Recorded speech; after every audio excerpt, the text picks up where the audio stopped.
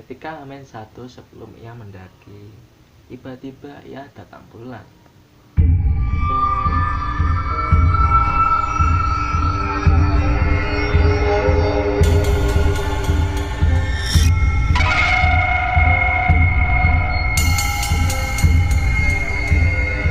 Ya, assalamualaikum, balik lagi dengan gue Ridwan. Apa kabar kalian semua? Semoga kita selalu diberikan keselamatan, kesehatan, dan juga keberkahan. Masih setia kan nunggu cerita dari gue? Ya, di video kali ini saya akan membagikan cerita pengalaman horor dari seseorang bernama Putri yang telah membagikan ceritanya pada saya. Sebelum kita ke ceritanya, izinkan saya mengucapkan banyak terima kasih kepada beliau karena telah diizinkan untuk membawakan ceritanya. Waktu itu ia mendaki ke Gunung X bersama teman-temannya. Namun hal yang tak diinginkan terjadi. Ketika Amin 1 sebelum ia mendaki, tiba-tiba ia datang bulan. Jelas ini adalah sesuatu yang buruk, mengingat ia tahu akan mitos yang katanya para pendaki wanita tidak disarankan mendaki saat sedang batang bulan. Jika pendaki itu nekat mendaki, sesuatu buruk akan menimpa dirinya. Singkat cerita, akhirnya ia ikut mendaki dengan segala pertimbangannya. Apakah si Putri akan diteror makhluk halus? Teror-teror apa saja yang akan ia alami?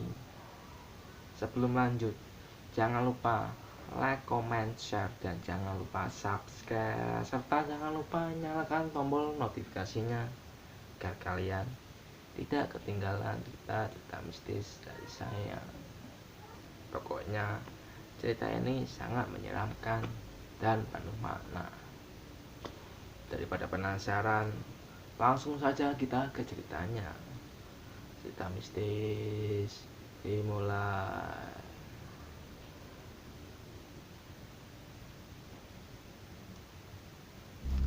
Hari itu, Putri dan teman-temannya berencana untuk melakukan pendakian. Kemudian mereka berembuk, gunung apa yang akan mereka daki. Singkat cerita, disetujuilah Gunung X menjadi tujuan mereka untuk melakukan pendakian. Si penulis dari cerita ini tidak menyebutkan secara detail gunung ini. Yang pasti, gunung ini merupakan salah satu gunung yang ada di Jawa Tengah. Kembali kita ke ceritanya. Setelah disetujui lokasi gunung ini, kemudian mereka semua menyiapkan segala keperluan yang dibutuhkan untuk melakukan pendakian. Hari demi hari berganti.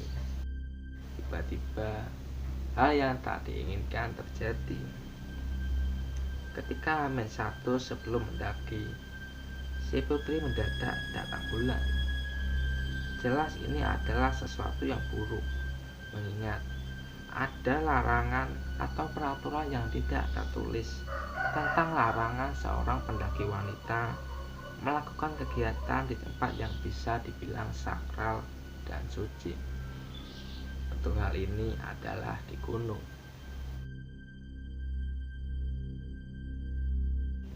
Di satu sisi, ia takut mengingat banyak sekali cerita-cerita teror makhluk halus yang dialami oleh para pendaki wanita ketika ia nekat mendaki saat sedang datang bulan. Di sisi lain, ia pengen banget ikut, apalagi ia sudah menyiapkan segala keperluan yang diperlukan untuk mendaki. Kemudian ia mikir, lama berpikir tentang hal ini. Kemudian ia mencoba untuk menceritakan tentang keadaannya sekarang dan meminta pendapat kepada pacarnya yang bernama Wildan, yang juga saat itu ikut mendaki. Yang aku head nih, apa aku bakal ikut aja ya? Tapi menurutku janganlah, masa batal, kan sayang. Tinggal nunggu besok doang kita berangkat.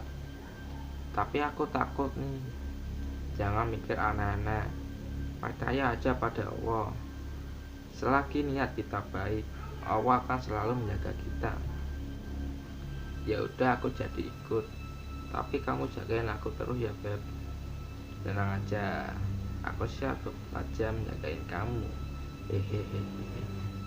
Mendengar pendapat dan semangat dari cowoknya, kemudian ia jadi ikut dan membatalkan niatnya untuk tidak ikut mendaki saat itu. Hari itu pun tiba. Berangkatlah rombongan pendaki asal Pekalongan ini. Oh ya, jumlah orang dalam rombongan ini ada 11 orang, 9 cowok dan 2 cewek. Nama-namanya adalah Putri, Wildan, Yahra, Danang, Uye, Simba, Robin, Ricky, Daem, Tata, dan juga si Aldi. Jarak dari Pekalongan ke base camp gunung ini sekitar 3 jam perjalanan menggunakan sepeda motor.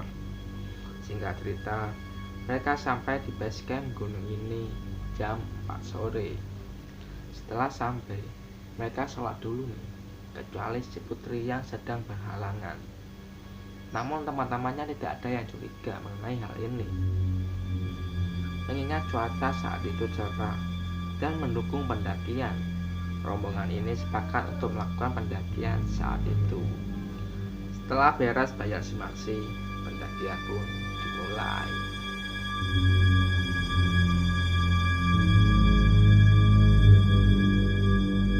Setelah jalan, akhirnya mereka sampai di pos 1 maghrib. Tiba-tiba cuaca yang tadinya cerah berubah seketika menjadi hujan yang gede banget. Memang sih, kalau di gunung itu cuaca bisa saja berubah kapanpun. Bisa saja saat kita berangkat cuaca sangat cerah, namun bisa saja berubah kapanpun menjadi hujan yang sangat deras dan disertai badai. Mengingat cuaca saat itu sedang hujan, rombongan ini pun beristirahat di pos 1 sambil ngopi-ngopi serta mengisi perut mereka. Hujan pun mulai mereda. Mereka pun melanjutkan perjalanan lagi ke pos 2. Teror pun dimulai. Kenapa ini dibilang teror? Mengingat ada sesuatu yang dialami oleh si Putri ketika perjalanan dari pos 1 ke pos 2. Tidak tahu kenapa dari pos 1 ke pos 2 ini ia sering banget namanya kepleset, padahal teman-temannya tidak ada yang kepleset. Disitu ia masih berpikir positif, mungkin tanahnya licin karena habis hujan. Teror kembali terjadi. Kali ini benar-benar menyeramkan. Ia melihat penampakan di salah satu pohon besar ketika cowoknya bernama Wildan ini mengarahkan senternya ke arah pohon itu. Tahu nggak si Putri melihat apa? Ia melihat penampakan sosok kuntilanak sedang tertawa ke arahnya. Seolah-olah sosok itu menertawakan si Putri yang sering kepleset ketika berjalan. Seketika ia langsung duduk dan berteriak, "Jangan nyantar apapun kecuali jalur." Posisi waktu itu si Wildan paling depan, terus Putri, Yahra, Uye, dan yang paling belakang ada Simba, orang yang dibilang paling tua di antara mereka. Danang itu sempat bilang gini, "Gimana, apa mau tukar posisi? Yang depan aman kan?" Si Putri mengangguk dan Wildan berkata, "Aman kok bang, santai." Setelah beristirahat, karena ada temannya si Putri yang minta break, namun justru si Putri minta jalan. Mungkin ia masih membayangkan sosok penampakan yang ia lihat waktu itu. Karena si Wildan ini tahu akan kondisi si Putri, maka ia sebagai yang paling depan menyarankan untuk lanjut, mengingat ia tahu bentar lagi pos 2. Singkat cerita, sampailah mereka di pos 2 dan si Putri ini kebelet pipis dan dia berkata kepada Wildan pengen buang air kecil. Setelah buang air kecil, ia baru sadar. Maaf nih ya, otomatis air kencingnya kan bercampur dengan garam. Di situ ia pengen nangis. Tahu akan hal ini, si Wildan ini mencoba untuk menguatkan si putri untuk terus beristighfar dan tidak melamun. Teror ini masih berlanjut, bahkan makin menjadi-jadi. Si putri ini melihat Yara berjalan ke arah jurang. Refleks ia kejarlah. Melihat ada yang gak wajar, sontak si Wildan menarik si putri. Ketika ditarik oleh si Wildan, si putri baru sadar kalau itu bukan temannya, melainkan sosok yang menyerupai temannya. Waktu itu ia nangis, takut campur jadi satu. Ya shock, kakinya gemeteran dan pikirannya kemana-mana. Teman-temannya mencoba untuk menenangkannya. Setelah kondisi mulai normal, jalanlah nih rombongan ini. Nah, saat dari pos 2 ke pos 3 ini, tiba-tiba hujan datang lagi. Mereka memutuskan untuk terus berjalan menggunakan rain cover atau jas hujan. Perkiraan waktu itu jam 8 malam. Kondisi dan cuaca yang tidak bersahabat membuat salah satu teman dari si putri ini mendadak kakinya kram dan minta break. Ketika rombongan ini sedang duduk beristirahat, tiba-tiba tidak tahu kenapa ada yang melempar batu ke arah si putri. Spontan ia berteriak, "Aduh, siapa sih yang lempar batu? Jangan iseng dong." Mendengar teriakan si putri, spontan pandangan teman-temannya mengarah ke arahnya. Dan Wildan bilang gini, "Wes ndalu, aja ana sing guyon. Dudu wayahe nggo guyonan." Terus Danang dari belakang langsung maju buat bisikin si Wildan. Tanpa tahu apa yang dibicarakan mereka, tiba-tiba si Wildan bilang gini ke putri, "Dek, istighfar. Pokoknya istighfar terus." Masih bingung apa maksud dari perkataan cowoknya ini. Tiba-tiba Danang deketin si putri dan berkata, "Apa kamu lagi heboh?" dengan nada lirihnya. Mas Danang kok bisa tahu? Tanpa ngasih tahu jawabannya, si Danang cuma bilang gini, "Apapun yang kamu lihat di sini, jangan cerita ke siapapun sampai nanti sudah sampai di base camp," kata si Danang. "Oh iya, kamu masih ingat kan pas si putri ini kencing di pos 2? Ternyata kata si putri, ia ini tidak nyiram bekas kencingnya yang bercampur darah itu, karena pada saat itu persediaan air sudah menipis. Ia cuman injek-injek pakai sepatunya." Lanjut lagi nih, mereka jalan. Tiba-tiba Yara terjatuh, kayak didorong gitu. Spontan ia langsung marah ke Danang, karena pada saat itu posisi Danang di belakangnya si Yara. Yara pikir yang dorong itu si Danang, padahal bukan Danang yang dorong. "Mungkin kamu kesandung akar pohon," kata si Wildan. Si Yara mengelak mengenai pendapat si Danang. Ia masih berpikir kalau si Danang yang mendorongnya, karena si Danang gak mau kalau situasi tambah panas. Ia pun mengiyakan apa yang si Yara tuduhkan. Hujan pun mulai berhenti. Di saat situasi yang sepi dan mencekam, rombongan ini tidak sengaja bertemu dengan rombongan asal kota Bekasi. Biasalah kalau ketemu rombongan pendaki lain kan, "Mari mas, mari teh." Kadang diselingi bercanda, "Bentar lagi nyampe puncak mas, bla bla bla bla bla." Pokoknya seru dan asik. Posisi saat itu masih menuju pos 3.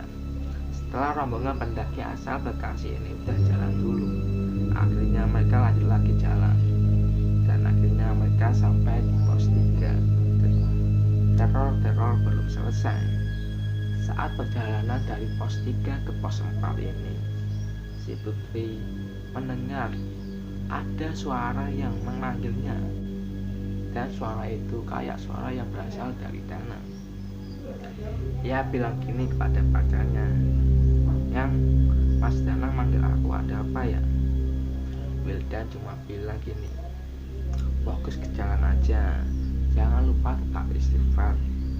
Karena si Wildan tahu bahwa si Putri ini bisa melihat makhluk halus. Pas mereka jalan nih, tiba-tiba si Putri ketakutan. Kalian tahu si Putri ketakutan karena apa? Ya, tiba-tiba ia melihat sosok pocong sedang berdiri, mukanya hitam banget, tatapannya mengarah ke arahnya. Karena ketakutan, ia langsung nunduk dan tidak berani melihatnya. Belum lama setelah teror sosok penampakan pocong ini, tiba-tiba kakinya si Putri ada yang narik ke arah kanan, dan kanan itu adalah jurang. Karena saat itu si Putri terus bergandengan dengan si Wildan cowoknya, karena gak megang senter. Nah, spontan si Wildan ikut jatuh ketarik. Si Uya yang dekat dengan mereka spontan langsung narik mereka. Jadi kronologinya gini, saat si Putri ini jatuh, Wildan juga ikut ketarik, bukan narik si Putri. Dan posisi kaki si Putri ini sudah di pinggir jurang. Untung alhamdulillah bisa ditarik lagi sama si Uye, temannya. Simba yang posisinya paling di belakang berteriak menanyakan kondisi mereka. "Gimana Wil, aman? Atau mau tukar posisi?" Wildan pun menjawab, "Aman kok bang." Waktu itu kaki kanannya si Putri ini keseliuk, tapi karena ia nggak mau bikin panik teman-temannya, ia bilang gini, "Aman kok bang, semangat yuk, bentar lagi puncak." Dan gara-gara kejadian yang dari tadi aneh, semua rombongan sepakat untuk cepat-cepat langsung ngecamp di puncak.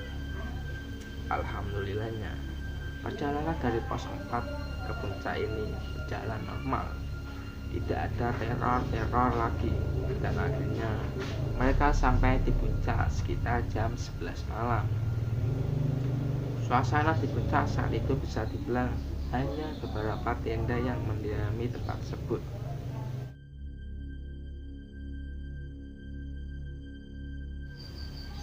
Kemudian mereka langsung mendirikan 3 tenda sekaligus. Setelah itu mereka semua makan. Kemudian setelah itu mereka pun langsung masuk ke tendanya masing-masing untuk beristirahat. Pas si Putri ini mau tidur, tiba-tiba si Zara yang satu tenda dengannya menggigil kedinginan. Mukanya saat itu sangat pucat dan suhu saat itu sekitar 8 derajat Celcius. Kemudian si Putri mencoba melakukan pertolongan dengan memakai sleeping bagnya ke Zara dan memeluknya. Namun tetap aja si Zara ini masih menggigil kedinginan. Spontan ia langsung keluar dari tenda dan mendatangi tempat tenda laki-laki untuk minta bantuan buat nolongin si Zara. Setelah selesai diobatin dan dibikinin minum, si Zara pun gak tidur.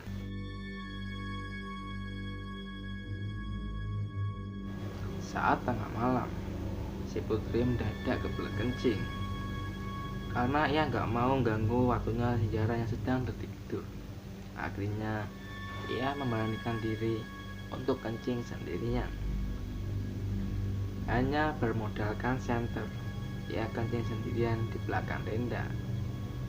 Tiba-tiba saat sedang kencing, tahu-tahu ada sosok seorang cewek yang sedang nunduk dan jongkok. Yang bikin ketakutan lagi, sosok itu berada persis di sampingnya. Sontak ia pun berteriak, namun tidak ada satupun orang yang mendengar teriakannya. Karena ketakutan, ia buru-buru langsung lari masuk ke dalam tenda. Menurut keterangan yang punya cerita, ia akan kencing di belakang tenda. Saat ia mau tidur, posisi kepalanya kan di samping belakang tenda dan kakinya tepat di bagian pintu tenda. Saat ia mau mulai tidur, kayaknya ia nyenggol sesuatu. Di pikirannya mengarah ke sosok yang ia lihat di belakang tenda. Ia mikir, apa sosok cewek itu? Terus ia pun duduk.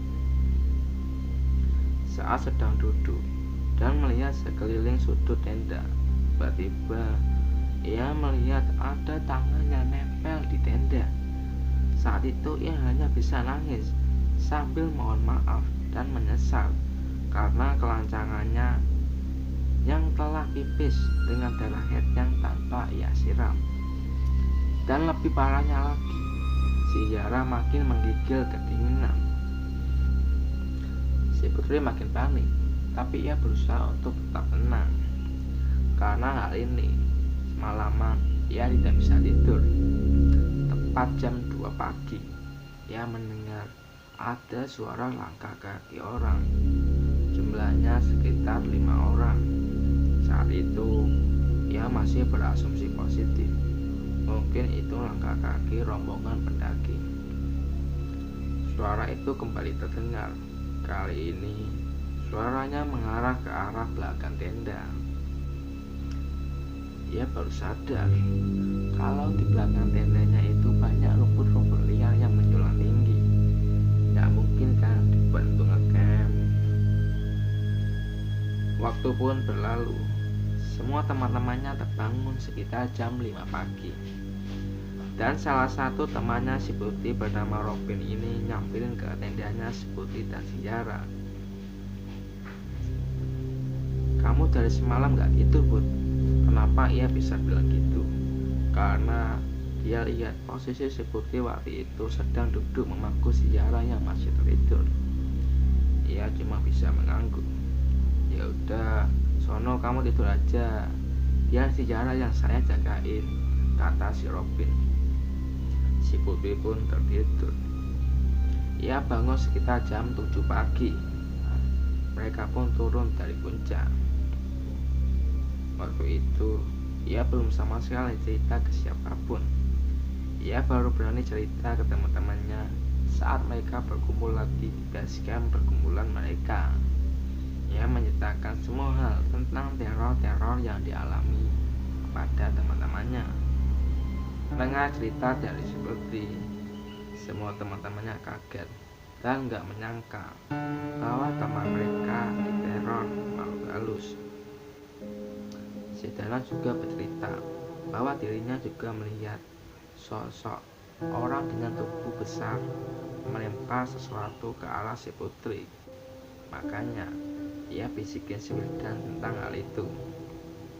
Ia juga melihat ada sosok sedang jongkok di tepi jurang. Oh ya, lo masih ingat kan saat si Yara ini jatuh gak ada yang didorong? Kata si Robin, yang dorong itu bukan si Dana. Robin bilang bahwa saat itu si Dana tidak mendorong si Yara, melainkan ia sedang memperbaiki senter yang ia pegang. Dan akhirnya semua orang di situ bersyukur bahwa semuanya baik-baik saja tanpa terkecuali si Putri, karena ia paling diteror dalam pendakian kali itu. Si Putri membagikan cerita ini bukan maksud apa-apa. Ia hanya berpesan untuk selalu menjaga sopan santun, karena kita di gunung itu adalah tamu. Dan juga menyesalkan kesalahannya. Dalam konteks ini adalah ia tidak menyiram bekas air kencing yang bercampur dengan darah head. Untung mereka semua sholat kecuali si Putri karena sedang halangan. Gak kebayangkan jika mereka tidak sholat, bisa saja sesuatu buruk akan menimpa rombongan tersebut. Bisa dibilang ya, Allah selalu menjaga mereka semua. Pesan yang bisa kita ambil dari kejadian ini adalah terkadang kita semua harus patuh akan peraturan yang tidak tertulis, karena sejatinya manusia adalah makhluk yang paling lemah. Mungkin itu saja cerita dari saya. Yang mau ceritanya dibikinin video kayak gini, kirim ceritamu melalui email di bawah ini. So, saya tunggu.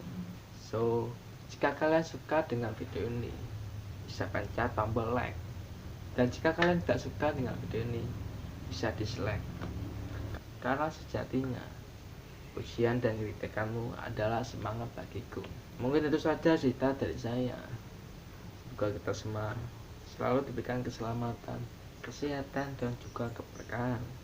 So, jangan lupa like, comment, share, dan jangan lupa subscribe agar kalian tidak ketinggalan cerita-cerita mistis dari saya. Terima kasih. Saya Ridwan.